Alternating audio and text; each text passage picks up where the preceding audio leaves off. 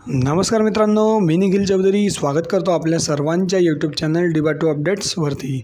मित्रांनो, आजच्या व्हिडिओमध्ये आपण पाहणार आहोत, थंबनेल बघून आपणास कळले असेल की आजची व्हिडिओ जी आहे ती एक नोटीस युनिव्हर्सिटीकडून आलेली आहे आणि त्यामध्ये त्यांनी भरपूर सारे करेक्शन जे आहेत ते विद्यार्थ्यांच्या मार्कशीटवरती आहेत, जसं की CGPA असेल किंवा मग SGPA असेल किंवा मग स्पेलिंग मिस्टेक असेल, एखादं करेक्शन असेल, तर अशा प्रकारचे मार्कशीटवर जे काही तुमचे एरर आहेत किंवा मग समर 2024 पर्यंत ज्या विद्यार्थ्यांचे रिझल्ट लागलेले नाहीत, तर त्या विद्यार्थ्यांना या ठिकाणी अर्जंटली कॉलेजला भेटणे आणि कॉलेजला तो डाटा प्रोव्हाइड करणे हे आपले आता काम आहे।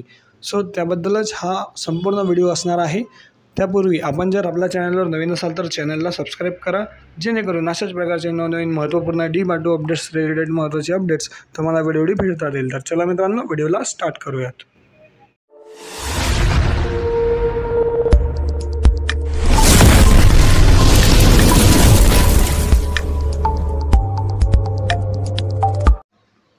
तर बघा मित्रांनो, अशा प्रकारची नोटीस जी आहे ती विद्यार्थी मित्रांना आलेली आहे।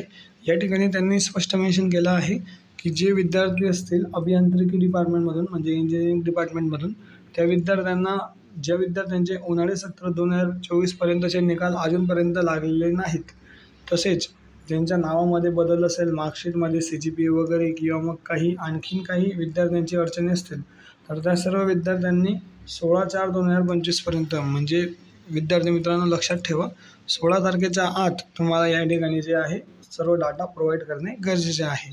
सो तो जो डाटा आहे तो त्यांचे प्रूफ्स, या प्रूफ्ससह तुम्हाला HOD कॅबिन किंवा मग DBA2 जे काही तुमच्या कॉलेजला डिपार्टमेंट असेल, स्टुडंट सेक्शन असेल, त्या ठिकाणी जमा करणे गरजेचे आहे। सो मित्रांनो, आता ही नोटीस कोणाकोणाला आलेली आहे याबद्दल मी तुम्हाला सांगतो।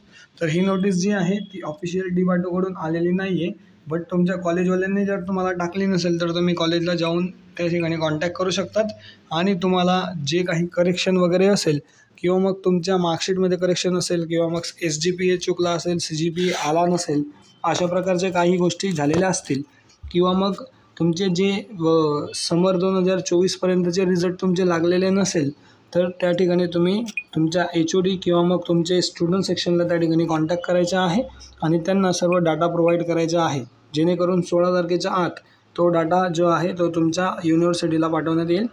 तर तुमचा डाटा जो आहे त्यानंतर तुमचं करेक्शन होईल।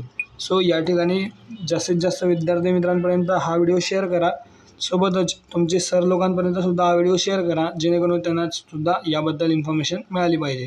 सो मित्रांनो, यासोबतच आता जे काही तुमचे रिझल्ट आहेत, म्हणजे रिझल्ट अपडेटसुद्धा आपण त्यामध्ये लिहिलेले आहे, तर तुमचे जे काही पेंडिंग रिझल्ट आहेत, पेंडिंग रिझल्टच्या संबंधितसुद्धा तुम्ही या ठिकाणी तुमच्या HOD किंवा मग स्टुडंट सेक्शनला कॉन्टॅक्ट करू शकतात आणि जे काही तुमचे ऑड सेमिस्टरचे रिझल्ट असतील, म्हणजेच रेग्युलर सेमिस्टरचे रिझल्ट असतील, तर त्याच्या संबंधित एक महत्त्वाची अपडेट अशी आहे की मार्क्स इव्हॅल्युएशन सिस्टीम जी आहे ती इन प्रोसेस आहे आणि तुमचे जे काही रिझल्ट लागण्याचे चान्सेस आहेत, जे मी तुम्हाला मगाशी व्हिडिओमध्ये सांगितलं होतं की 15 तारखेनंतर तुमचा रिझल्ट लागेल, 15 एप्रिलनंतर, तर ती डेट आता पुढे एक्सटेंड होऊ शकते।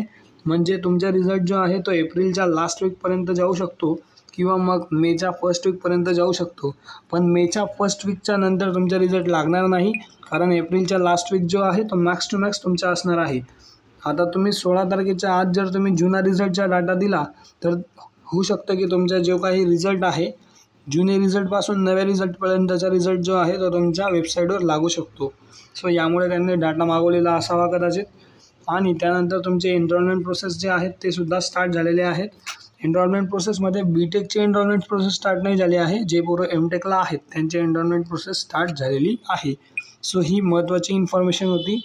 अशा प्रकारची नोटीस जर तुम्हाला आलेली नसेल तर तुम्ही कॉलेजशी कॉन्टॅक्ट करायचा आहे आणि समजून घ्या, जर नोटीस आली नसेल तरीसुद्धा तुमचं जे काही करेक्शन वगैरे असेल तर त्याच्या संबंधित तुम्हाला ॲप्लिकेशन द्यावंच लागणार आहे। सो तुम्ही नक्कीच ते ॲप्लिकेशन देऊन ठेवा। तर आय होप मित्रांनो तुम्हाला हा अतिशय महत्त्वपूर्ण व्हिडिओ कळाला असेल।